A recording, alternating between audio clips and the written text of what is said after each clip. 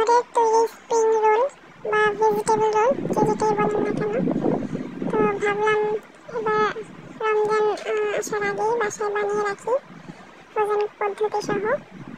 তো সেটাই আজকে তৈরি করে দেখাবো। আমিও প্রথমবারের মতো করতেছি বাসায়, তো আপনাদের সাথেও ভাবলাম যে শেয়ার করি। তো চলুন শুরু করি। আসসালামু আলাইকুম সবাইকে। এখানে হচ্ছে আমি সবজি যে পুরটা বানাবো সেটার জন্য বাঁধাকপি, গাজর, টমেটো, ধনিয়া পাতা নিয়েছি, সব কেটে ধুয়ে নিয়েছি। প্রথমে হচ্ছে আমি প্যানে পেঁয়াজ দিয়ে দিলাম। পেঁয়াজ তেলের সাথে একটু ভেজে নিচ্ছি। তারপর হচ্ছে আমি এতে টমেটো, গাজর, পাতাকপি সব দিয়ে দিলাম একবারে। তারপর হচ্ছে হলুদ, ধনিয়া গুঁড়া, লবণ এগুলোও দিয়ে দিলাম, দিয়ে একটু ভেজে নেব ভালো করে। আর হচ্ছে আমি একটি রাঁধুনি ম্যাজিক মশলার মতো রাঁধুনি স্বাদ মশলা আর কি এই একটা প্যাকেট ইউজ করবো, সেটাও দিয়ে দিলাম। এখন ভালো করে এটাকে আমি ভেজে নেব।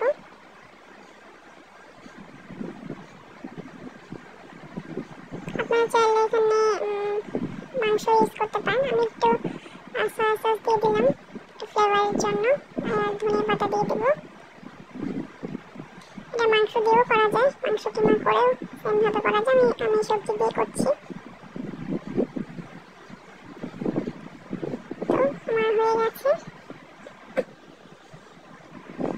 বাটিতে নামিয়ে নিলাম।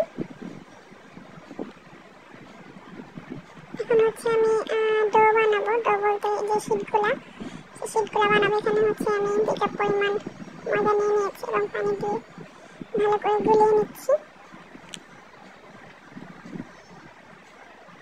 বেশি একটা ঘন হবে না, বেশি একটা পাতলাও হবে না, অল্প অল্প পানি দিয়ে মিক্স করে করে গুলিয়ে নিতে হবে। লবণও দিয়ে দিয়েছি আমি, এই যে দেখতে পাচ্ছেন। আমি একটা পানি ফুটাতে দিয়েছি হাঁড়িতে, আর একটা প্যান নিয়েছি। প্যানটা আমি একটু তেল ব্রাশ করে নিয়েছিলাম।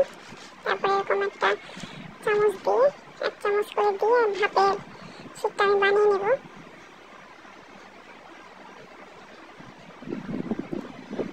আশা করি বুঝতে পারতেছেন যে কীভাবে বানাচ্ছি।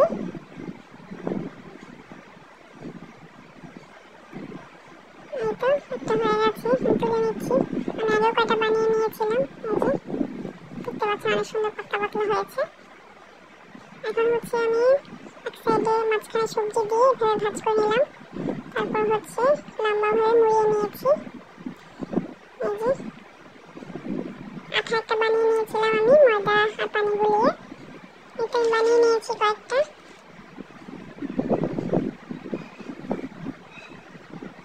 শীতের উপরে আসলে ছোট বড় হয়েছে। তারপর হচ্ছে আমি একটা পলের মধ্যে দিয়ে এভাবে ছাড়িয়ে ছাড়িয়ে বিছিয়ে ফ্রিজে রেখে এটাকে একটু শক্ত করে নিয়েছিলাম। এখন হচ্ছে আমি এটাকে বের করে নিয়েছি বা বাটিতে আমি সংরক্ষণ করবো। তারপর যখন ইচ্ছে এটা ভেজে নেওয়া যায়, ভেজেও দেখাচ্ছি। এই যে আমি ডিপ থেকে বের করে নিয়েছি, সেখানে আমি কয়েকটা ভাজতে দিয়েছি। ডিপ থেকে 5-10 মিনিট আগে বের করে রেখে তারপর হচ্ছে ভাজতে হবে। এটা হচ্ছে আস্তে জাল দিয়ে দিয়ে ভাজতে হবে যেন ভালো মতো লাল হয়। যে দেখতে পাচ্ছেন আমার ভাজা হয়ে গেছে। রমজান উপলক্ষে আপনারা চাইলে এভাবে করে রাখতে পারেন। আমি রোজার আগেই করে রেখেছিলাম। ভিডিওটা আজকে শেয়ার করলাম। কেমন লাগলো জানাবেন। আল্লাহ হাফেজ।